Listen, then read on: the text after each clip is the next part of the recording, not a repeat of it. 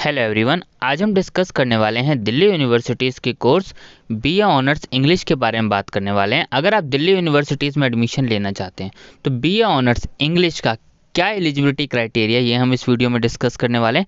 2022 में क्या क्या बच्चों ने गलती करी थी जिस वजह से वो एडमिशन्स नहीं ले पाए, तो पहले ही आपको एलिजिबिलिटी क्राइटेरिया पता होना चाहिए। ये प्रोस्पेक्टस 2022 का है। एलिजिबिलिटी क्राइटेरिया में कोई चेंजेस आपको देखने को मिलने वाले नहीं है। अगर कुछ चेंजेस होगा तो वो भी आपको टाइम टू टाइम वीडियो बना के अपडेट कर दिया जाएगा। नॉर्मली कोई चेंजेस नहीं होंगे। क्या क्या गलतियां की थी, चलिए एक एक करके हम जो इसमें बात करते हैं। चलिए सबसे पहले हम इसमें चेक कर लेते हैं एलिजिबिलिटी क्राइटेरिया क्या है।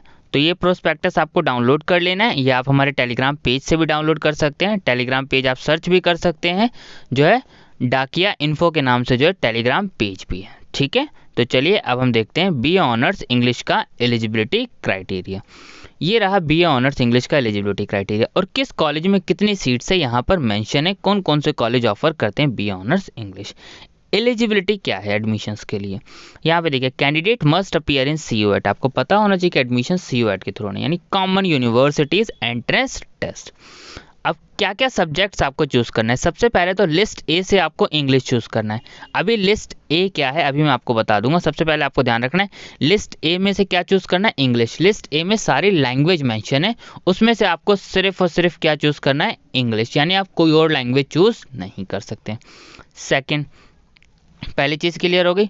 प्लस इसके साथ ही आपको कोई दो सब्जेक्ट चूज करने हैं लिस्ट B1 से, और एक सब्जेक्ट और चूज करना है, या तो लिस्ट B1 से चूज करें या फिर लिस्ट B2 से चूज करें। तो यानी आपको टोटल सब्जेक्ट 4 चूज करने हैं। लेकिन ये सब्जेक्ट्स कौन से होंगे, जो आपने क्लास 12th में पढ़े हों। ये नहीं कि आप कोई भी सब्जेक्ट चूज कर लें, ऐसा दिल्ली यूनिवर्सिटीज़ ने अपने प्रोस्पेक्टस में मेंशन किया है। और यही बच्चों ने गलती करी थी, कोई से भी सब्जेक्ट्स ले लिए जो उनके पास क्लास 12th में थे, नहीं थे, ले लिए बस खाली। तो इस वजह से बच्चे एलिजिबल नहीं हो पाए थे, तो ये आपको गलती नहीं करनी। तो चलिए अब हम ऊपर देखते हैं ये लिस्ट ए का मतलब क्या है, लिस्ट B1 का मतलब क्या है, लिस्ट B2 का मतलब क्या है। ठीक है, यहाँ पर आपको ये लिस्ट ए दिख रही होगी।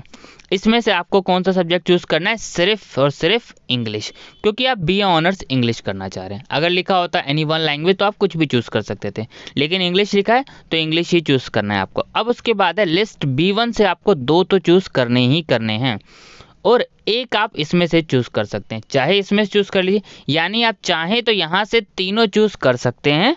ठीक है, कोई प्रॉब्लम नहीं है। लेकिन अगर आपने यहाँ से दो चूज कर लिए लिस्ट B2 से और लिस्ट B1 से एक, तो आप एलिजिबल नहीं होंगे। ठीक है, और सब्जेक्ट चूज करते वक्त आपको ध्यान रखना है जो सब्जेक्ट आप चूज कर रहे हैं। मान लीजिए आप बीए ऑनर्स इंग्लिश कर रहे हैं, ठीक है, आपको एडमिशन लेना है, आपका साइंस बैकग्राउंड था, तो साइंस में जो आपके सब्जेक्ट थे क्लास 12th में वही लेने हैं। PCM था, PCB था, उसी में से आपको इसमें से चूज करना है और लेना है। अब मान लीजिए आपने जो सब्जेक्ट्स पढ़ा है उससे रिलेटेड इसमें नहीं है कुछ, तो उससे मिलता जुलता सब्जेक्ट जो है चूज कर लीजिएगा, अदरवाइज आप एलिजिबल नहीं होंगे। अब ये लाइन कहाँ लिखी है कि आपको क्लास 12th के ही सब्जेक्ट्स लेने हैं, ये भी इसी में लिखा है। मैं आपको इंपॉर्टेंट पॉइंट्स में जो है दिखा देता हूँ। यहाँ पे देखिए इंपॉर्टेंट पॉइंट्स में point number 3, candidate must appear in CUET in only दो सब्जेक्ट्स इन विच ही और she has pass class 12th। यहाँ पे साफ साफ सीधा सीधा मेंशन कर दिया गया। तो ये गलती आपको नहीं करनी है, आपको सिर्फ वही सब्जेक्ट चूज करने हैं जो सब्जेक्ट्स आपने क्लास 12th में पढ़े हैं। ठीक है, आई थिंक अब आपका डाउट क्लियर हो गया होगा। क्या एलिजिबिलिटी क्राइटेरिया, मैंने सारी चीज़ें बता दी। दिल्ली यूनिवर्सिटीज़ का फॉर्म भी आएगा, वो भी आपको वीडियो बना के अपडेट किया जाएगा।